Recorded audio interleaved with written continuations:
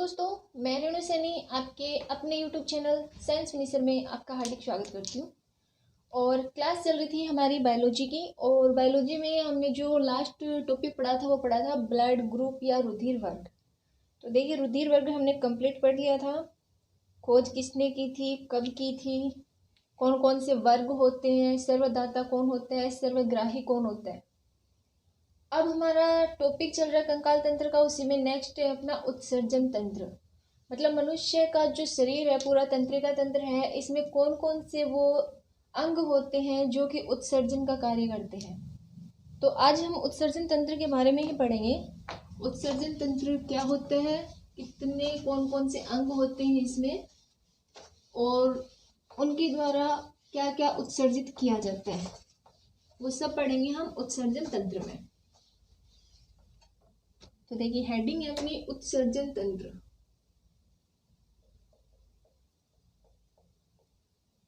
उत्सर्जन तंत्र।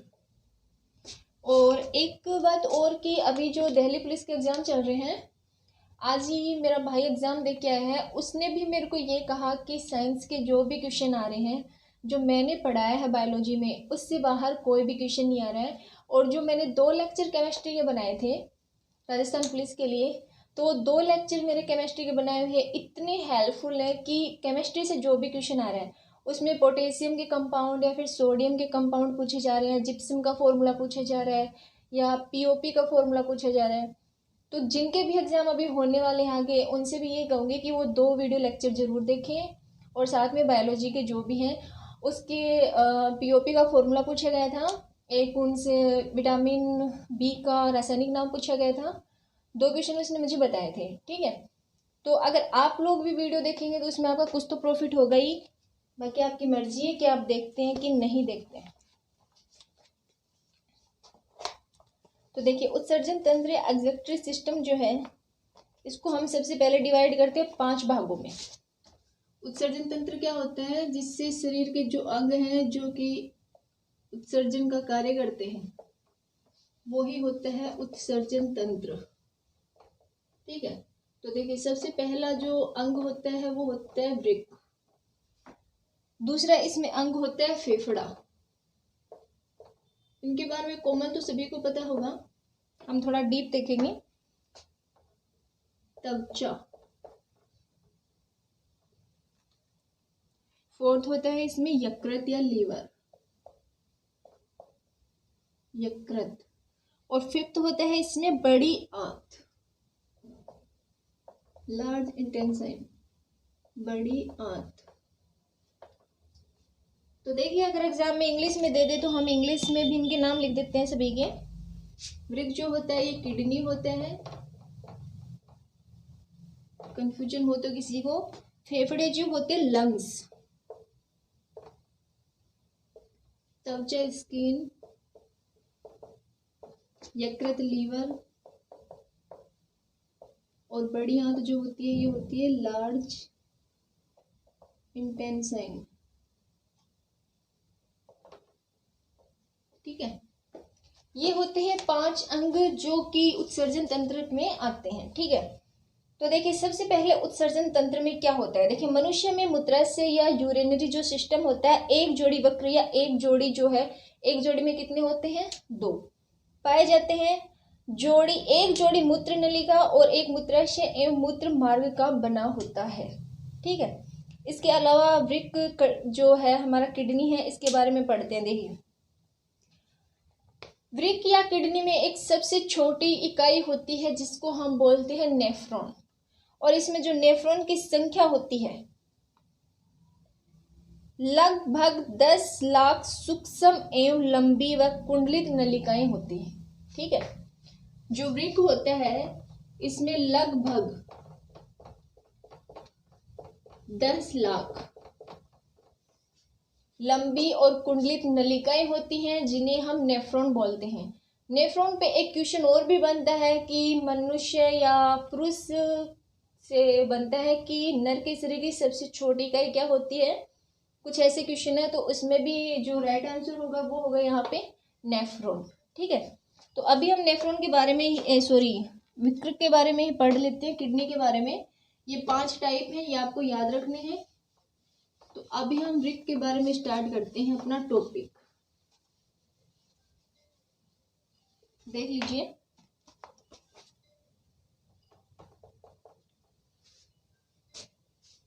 तो देखिए इसकी आकृति क्या होती है। सबसे पहले आकृति देखते हैं इसकी। आकृति जो होती है वो होती है सेम के बीज के आकार की,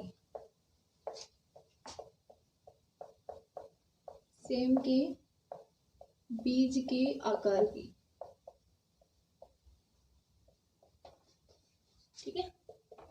दूसरा पॉइंट आता है इसमें कि यह किडनी की जो नेफ्रॉन होती है, इसको किडनी का जो है वो क्रियात्मक संरचनात्मक इकाई कहते हैं। ठीक है। तो यह वृक्क की या किडनी की निस्यंद इकाई भी कहलाता है। तो अगर पूछा जाए कि जो वृक्क या किडनी है इसकी निस्यंद इकाई क्या होती है, निस्यंद इकाई, तो वो होती है नेफ्रॉन। नेफ्रॉन। ठीक है। नेक्स्ट इसमें कि किडनी जो होती है इसके 2 मुख्य कार्य होते हैं, एक उत्सर्जन होता है और दूसरा परासरण होता है। तो किडनी के मुख्य कार्य, तो मैं कार्य में यहाँ पे लिख रही हूं, पहला उत्सर्जन होता है और दूसरा होता है परासरण। पहला उत्सर्जन और दूसरा परासरण, इसका जो है मुख्य कार्य होता है। तो देखिए किडनी के बारे में अगर आप पढ़ोगे तो बहुत ही लेंथी पढ़ोगे, बुक में अगर पढ़ोगे तो बहुत ही बड़ा पढ़ोगे। लेकिन यहाँ पे जैसे कि मैंने स्टार्टिंग में बताया था कि मैं सिर्फ एग्जाम बेसिस पढ़ाती हूँ, एग्जाम में जैसे क्वेश्चन बनते हैं, जहाँ से क्वेश्चन बनते हैं उसी के अकॉर्डिंग। ठीक है। तो अभी देख लेते हैं किडनी के बारे में। और जो मैं लिख रही हूँ, ये अगर किसी ने रजिस्टर डाल रखा है तो वो जरूर एक बार नोट कर ले, क्योंकि नोट करने से याद हो जाता है, इसलिए। तो देखिए किडनी में पथरी, किडनी स्टोन यूरिक अम्ल, कैल्शियम ऑक्जेलेट तथा कैल्शियम फास्फेट के कारण बनती है। तो सबसे पहले आता है कि किडनी में जो पथरी बनती है, किडनी में पथरी, या फिर मैं बोल सकती हूँ इसको स्टोन, किडनी स्टोन। आगे मैं स्टोन भी लिख रही हूँ। किडनी स्टोन जो होता है कैल्शियम ऑक्जेलेट होता है। एग्जाम में पूछा भी जाता है, ये केमिस्ट्री का ही क्वेश्चन है, जो मैंने 2 वीडियो लेक्चर बना रखे हैं उसमें मैंने ये भी डाल रखा है। कैल्शियम ऑक्जेलेट होते हैं। इसके अलावा कैल्शियम फास्फेट होता है और यूरिक अम्ल होता है।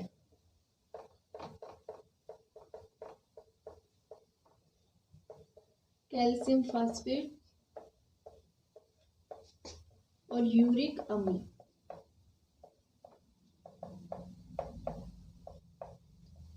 इन सब से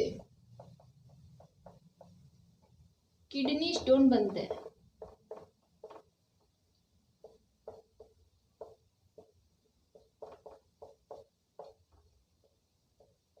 इन सब से किडनी स्टोन बनते हैं।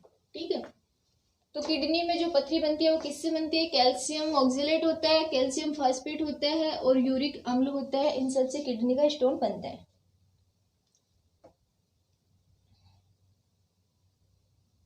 एक क्वेश्चन आता है कि मूत्र के श्रावण को डायूरेटिक औषधि द्वारा बढ़ाया जाता है। ठीक है। मूत्र का जो श्रावण होता है, श्रावण का मतलब जो भी आप यहाँ पे समझ रहे हो वो सही समझना, बहना या फ्लो।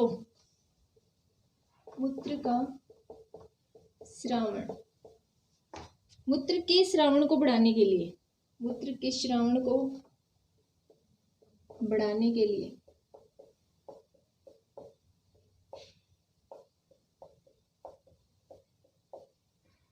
एक औषधि का यूज किया जाता है। तो वो औषधि कौन सी है? ठीक है। एग्जाम में पूछ सकते हैं, औषधि का नाम भी पूछ सकते हैं कि औषधि कौन सी है। तो उसका नाम है डायूरेटिक औषधि।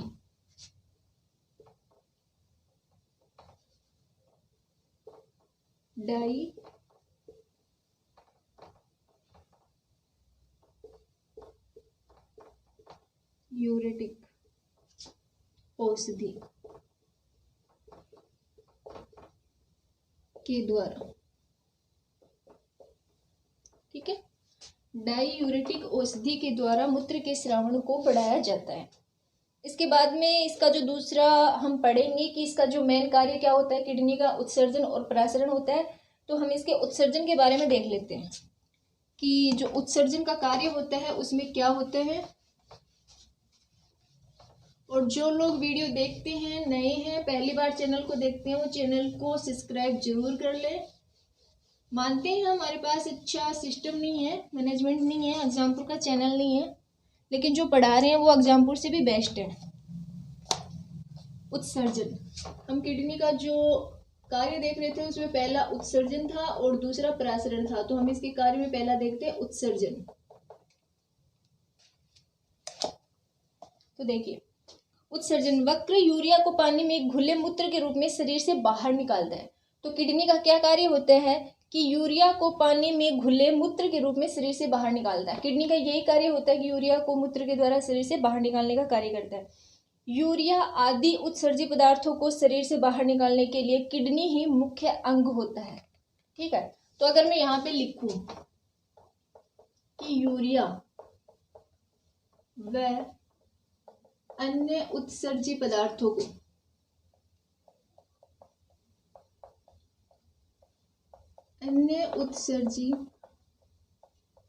को बाहर निकालने के लिए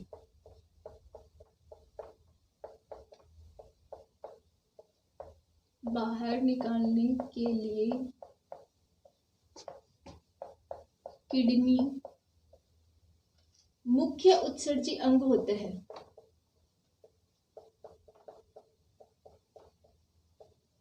मुख्य उत्सर्जी अंग होता है। ठीक है, नेक्स्ट इसके लिए क्या है, यह रक्त का शुद्धिकरण भी करता है और रक्त शुद्धिकरण की प्रक्रिया जो है वो डायलिसिस कहलाती है। तो किडनी जो होती है रक्त के शुद्धिकरण का कार्य भी करती है। रक्त के शुद्धिकरण का कार्य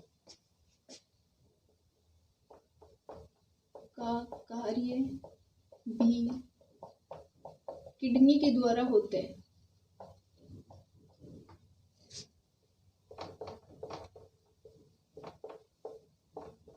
रक्त के शुद्धिकरण का कार्य भी किडनी के द्वारा होता है और यह क्रिया डायलिसिस कहलाती है। इसी में डाल देती हूँ मैं भी, यह क्रिया डायलिसिस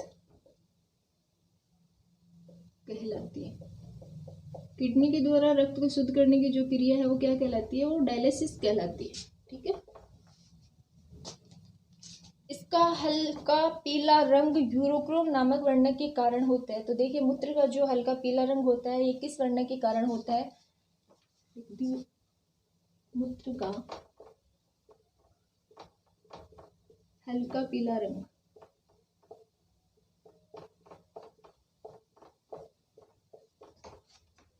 यूरोक्रोम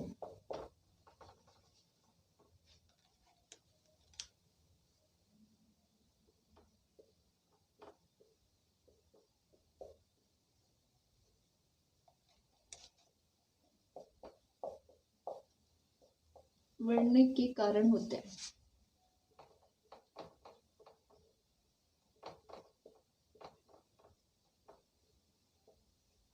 ठीक है, इसके बाद आता है कि मूत्र का सामान्य घटक क्या होता है, उसमें क्या क्या होता है। देखिए, उसमें जल है, लवण है, यूरिया है, यूरिक अम्ल है, कीटोन, एल्यूमिनियम असामान्य घटक होते हैं। अगर पूछ भी लिया जाए, कोई 4 ऑप्शन दे दे, तो मैं यहाँ पे लिख देती हूँ मूत्र के सामान्य घटक।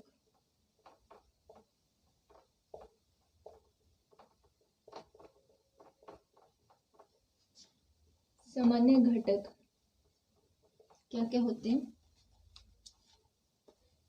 तो ये होता है, देखिए, सबसे पहले इसमें जल, लवण, यूरिक अम्ल, यूरिया, इसके अलावा कीटोन और एल्ब्यूमिन है, एल्ब्यूमिन। घटक होते हैं? तो ये सारे घटक होते हैं मूत्र में। अगर पूछ भी लिया जाए, हालांकि पूछेगा नहीं इतने सारे जो घटक है, तो अगर पूछ लिया जाए तो भी आपको याद रखना है, एक बार नोट डाउन जरूर कर लिया करो रजिस्टर में, कॉपी में। मैं एक क्लास लेने से 15 मिनट की क्लास लेने से पहले मुझे 2 घंटे की स्टडी करनी पड़ती है। मेरे को बुक में से टॉपिक को सॉर्ट करना होता है, देखना होता है कि एग्जामिनर क्वेश्चन कहाँ से पूछता है, उसके अकॉर्डिंग ही मैं टॉपिक बनाती हूँ, फिर मैं आप लोगों के सामने उसकी क्लास लेती हूँ। तो आप लोग इतना तो कर ही सकते हो कि 15 मिनट की क्लास को थोड़ा सा राइट डाउन कर सकते हो। दूसरा इसका कार्य है वो आता है परासरण नियम।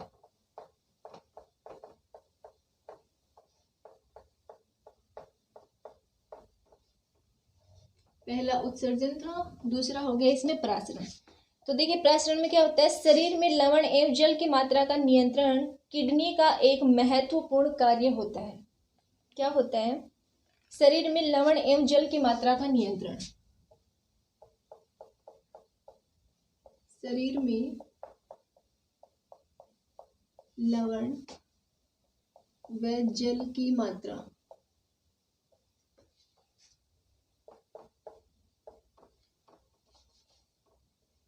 मेरी हिंदी थोड़ी ज़्यादा अच्छी है।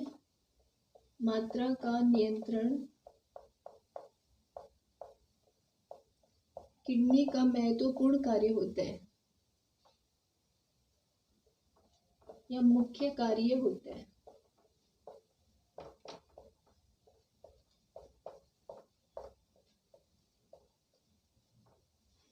ठीक है, ये हो गया अपना किडनी। तो देखिए किडनी जो है वो कंप्लीट हो गया है, और किडनी सबसे बड़ा था, इसमें जो अंग था जिसके बारे में हमें पढ़ना था।